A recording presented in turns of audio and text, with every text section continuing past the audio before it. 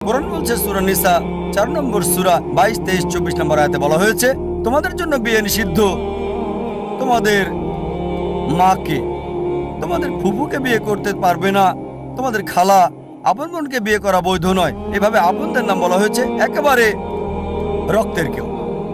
এটা কোরআন নিষিদ্ধ করেছে, অনেক ধর্মই নিষিদ্ধ করেছে। এবার চলুন আত্মীয়দের মাঝে বিয়ে করার বিষয়ে একটু জেনে দেখি। এটা ইসলাম নিষিদ্ধ করে না। তৃতীয়, চতুর্থ, পঞ্চম স্তরে অধিকাংশ ধর্ম নিষিদ্ধ করে না, কিন্তু কিছু ধর্ম আপন চাচাতো ভাই বোনের মধ্যে নিষিদ্ধ করেছে। বর্তমান সময়ে বিজ্ঞান আমাদের বলে যে যদি আপনজনদের মধ্যে বিয়ে হয় তাহলে ভাই বোন, ফুফু, খালা, জেনেটিক সমস্যার সম্ভাবনা অনেক বেশি থাকবে।